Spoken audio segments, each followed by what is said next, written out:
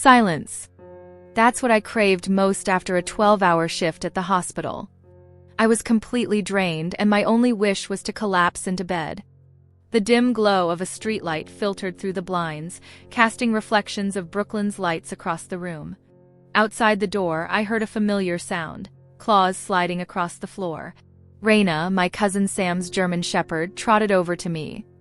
"Hey, girl," I murmured, scratching behind her ears. She wagged her tail enthusiastically, as if she understood just how much I needed her unconditional support at that moment. Raina always greeted me when I came home. She was an incredibly smart and empathetic dog, with eyes that mirrored years of loyalty and devotion. Sam, my cousin, had moved in with me a few weeks ago. His college dorm was under renovation, and I'd offered him a room in my apartment. We'd always gotten along, so the idea of living together didn't bother me. Besides, I knew he'd be helpful. He had a knack for handling household chores, and Raina never left his side.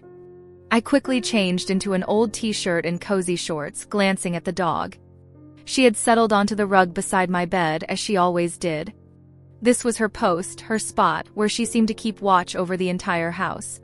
Sleep claimed me almost instantly, but in the middle of the night I felt a shift. Raina, usually calm, raised her head and perked up her ears. Her soft growl jolted me awake. "What is it, girl?" I whispered. The answer came in the form of a faint creak of the door. I held my breath until my heart thudded with recognition. Sam stood in the doorway. "Sorry, did I wake you?" he asked hesitantly. "Sam?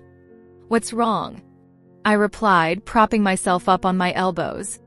Raina immediately relaxed, wagging her tail as she approached him, nudging his hand with her nose. Her calm demeanor reassured me a little. "I just couldn't sleep," he mumbled, avoiding my gaze. He stepped inside and cautiously sat at the edge of my bed. His shoulders were tense, and his eyes held a strange mix of vulnerability and determination. This wasn't the Sam I knew. My cousin had always been easygoing, almost carefree. But now, something serious was weighing on him. "Are you okay?" I asked, softening my tone. He nodded, though the motion felt mechanical, lacking conviction. Raina moved closer, her tail lazily swaying from side to side. She sat beside him as if to say, "I'm here. You're not alone, I just wanted to talk," he finally said, his voice barely above a whisper. "All right," I said. "About what?" Sam fell silent, staring at his hands as if gathering courage. The room was enveloped in a quiet only broken by Raina's steady breathing. Whatever he wanted to say, I sensed it would be something I hadn't anticipated. Though exhaustion tugged at me, something inside urged me to stay awake, to listen. The next day, I stayed late at work, as though avoiding the return home. All day, the memory of the late-night conversation with Sam lingered in my mind. What did he want to say? Why did his gaze seem so troubled? The words had remained unspoken, but the tension between us now felt almost tangible. That evening, when I finally returned home, the rain was pelting against the windows, as if the city were trying to wash away its worries. The apartment was dark, save for the soft light coming from the kitchen, signaling that Sam was still awake. Raina, as always, was the first to greet me, pressing her nose into my palm. "Hey, girl," I murmured, but my eyes searched for him. He was sitting by the window with a cup of tea, staring out at the rain-soaked street. His hair was slightly tousled, and he wore an old sweater he often lounged in at home. "Long day?" he asked without turning around. "Very," I replied, shrugging off my jacket. "And you?" Sam shrugged. Raina, sensing the unease, settled beside him, resting her head on his leg. "Let's go for a walk," he suggested suddenly, standing up. "In the rain? Are you serious?" "Yes," he said with a faint smile, though his eyes still carried a heavy weight. "You need it. We need it." I hesitated for a moment, but then relented. We dressed and soon found ourselves walking along the wet sidewalks. Raina trotted alongside us, her fur beginning to glisten with droplets of water, though her excitement for the walk was infectious. The rain was cold but not biting. It refreshed, washing away the day's tension, and soon I felt lighter. We walked in silence until we reached a small park nearby. The lamplights reflected in puddles, and the world around us felt both quiet and loud, filled with the rhythmic patter of rain. "You know I didn't come to you last night for no reason, right?" Sam broke the silence, stopping beneath a tree that offered little shelter from the rain. I felt something tighten inside me. "I figured," I replied, avoiding his gaze. "I don't know how to explain it," he began. His voice was soft but steady.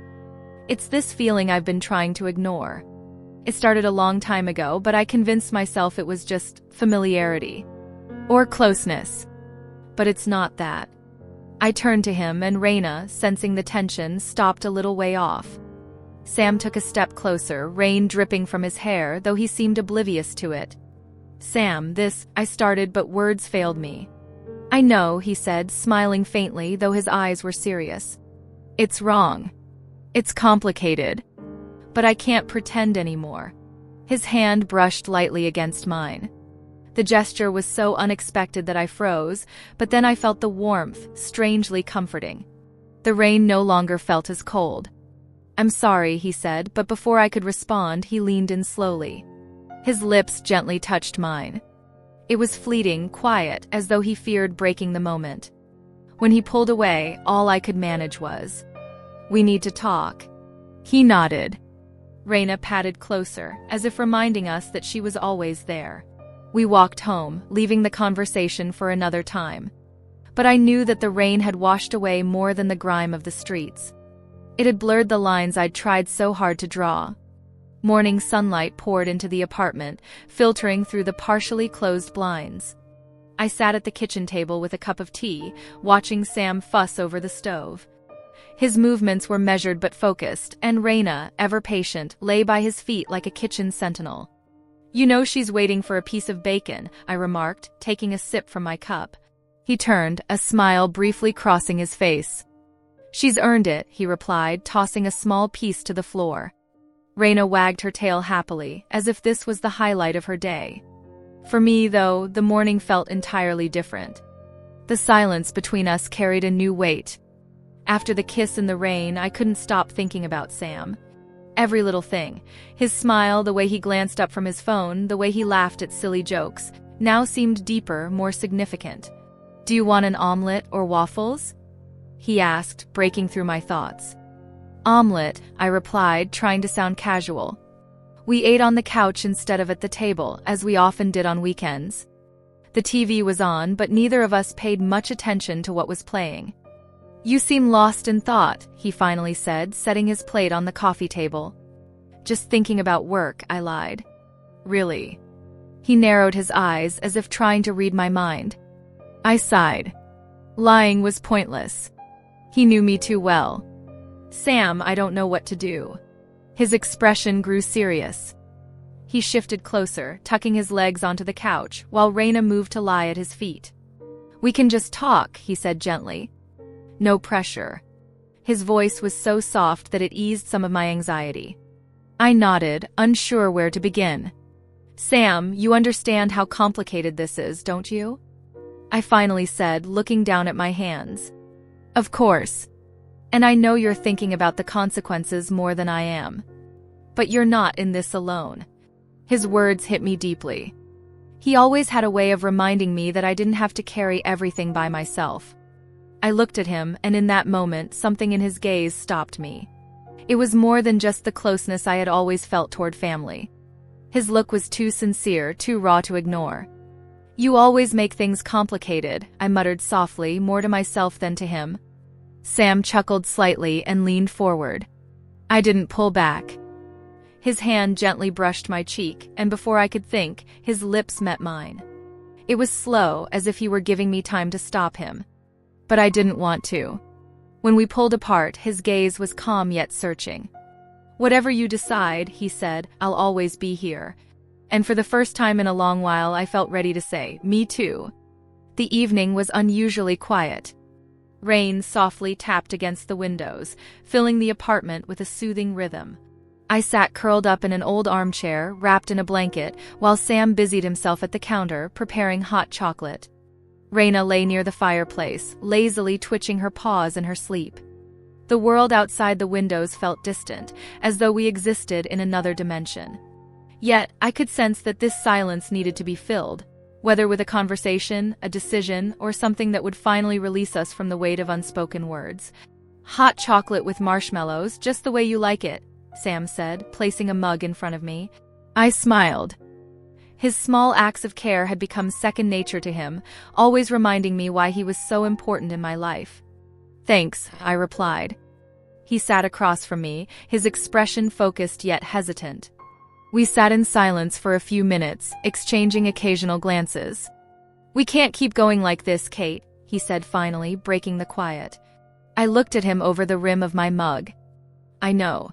He exhaled, clasping his hands together on his knees. "Then tell me what you're thinking." I set the mug down on the coaster, feeling the tension rise. Answering seemed impossible. Any word I chose could open a door that couldn't be shut again. "Sam, I'm afraid of ruining everything," I admitted at last. His gaze softened. He leaned forward slightly, and Raina, sensing the shift, lifted her head and watched him as if waiting for my response. "You won't ruin anything," he said. "You always hold everything together, but not everything needs to be held so tightly. Sometimes you just have to let yourself feel." I let out a nervous laugh, shaking my head.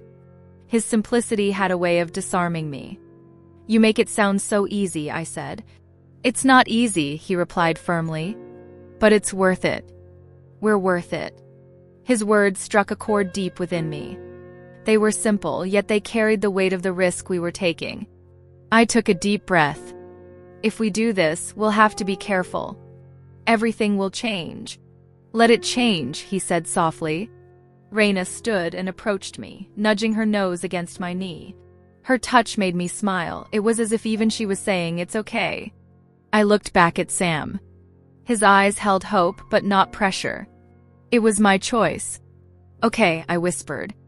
A smile lit up his face. He stood and came closer, taking my hands gently in his. The moment was simple, but it carried all the depth of what lay ahead. "We'll figure it out," he said. "Together." And for the first time in a long time, I felt that his words were more than just a promise. They were the truth. Outside, the rain continued to fall, its rhythm filling the space where words were no longer needed.